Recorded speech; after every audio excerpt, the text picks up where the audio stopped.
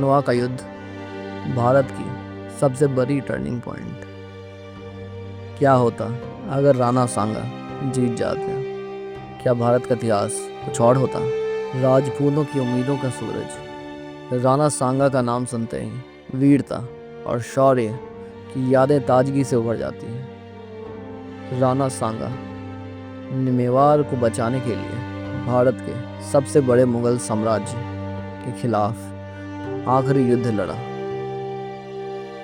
एक युद्ध जिसमें राणा सांगा के लिए जीत और बाबर के लिए राज्य था।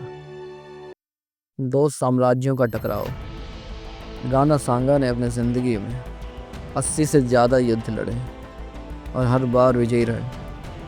अपनी विशाल सेना और मजबूत हिम्मत के साथ वह भारत के सबसे महान योद्धाओं में से एक माने जाते हैं। लेकिन यह युद्ध उनका सबसे महत्वपूर्ण पल था।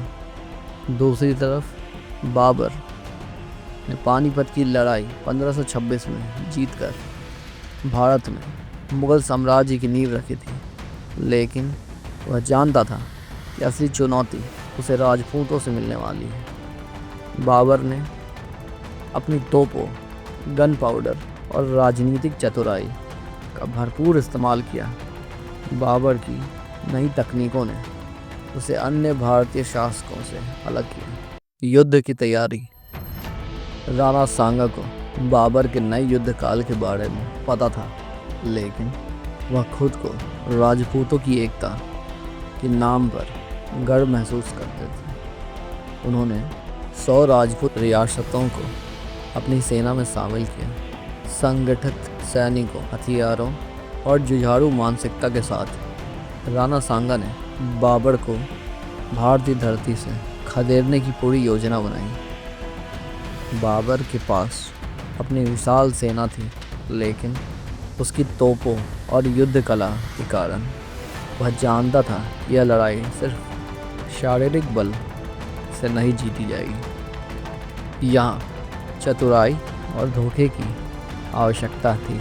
खानवा का युद्ध शुरू हुआ और दोनों सेनाएं पूरी ताकत से एक दूसरे पर टूट पड़ी। राणा सांगा ने अपनी घुड़सवार सेना और योद्धाओं के साथ बाबर की सेना को कड़ी चुनौती दी, लेकिन बाबर ने तोपों और युद्ध को अपनी दिशा में मोड़ दिया।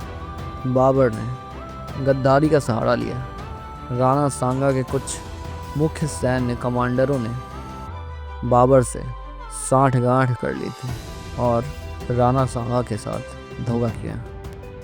यह इतिहास का सबसे दुखद और चौंकाने वाला पल था। दुर्भाग्यपूर्ण मोड़। राणा सांगा घायल होते हैं, फिर भी युद्ध से पीछे नहीं हटते। उनका साहस और धैर्य एक प्रेरणा बन जाते हैं। लेकिन बाबर की तोपों और उसके घटक साम्राज्यों की धोखेबाज रणनीति ने राणा सांगा के सपनों को चूर कर दिया। युद्ध के बाद राणा सांगा की विजय की उम्मीदें धूमिल हो गई, लेकिन उनकी वीरता और बलिदान उन्हें भारत के इतिहास में अमर बना देती हैं।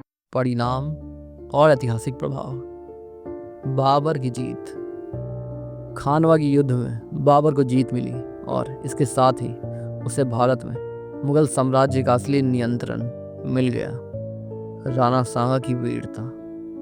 बाबर की जीत के बावजूद राणा सांगा का नाम आज भी भारतीय इतिहास में शौर्य और हिम्मत का प्रतीक है। अगर राणा सांगा जीत जाते हैं तो भारत का नक्शा शायद कुछ और होता और मुगल साम्राज्य की नींव इतनी मजबूत नहीं होती जितनी हो गई। क्या होता अगर राणा सांगा जीत जाते? अगर राणा सांगा ने बाबर को हरा दिया होता तो शायद भारत में मुगल साम्राज्य की जगह राजपूत साम्राज्य कायम होता। राणा सांगा के विजयी होने पर भारत का भविष्य कहीं और हो सकता था।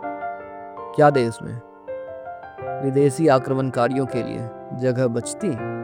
राणा सांगा की हार ने भारत की दिशा बदल दी, लेकिन उनकी वीरता और साहस हमेशा हम में जिंदा रहेंगे। इतिहास हमें यही सिखाता है कि हर युद्ध का परिणाम न केवल शारीरिक युद्ध पर बल्कि राजनीतिक कौशल और धोखे पर भी निर्भर करता है। आपके हिसाब से क्या होता अगर राणा सांगा जीत जाते? क्या भारत का इतिहास छोड़ होता?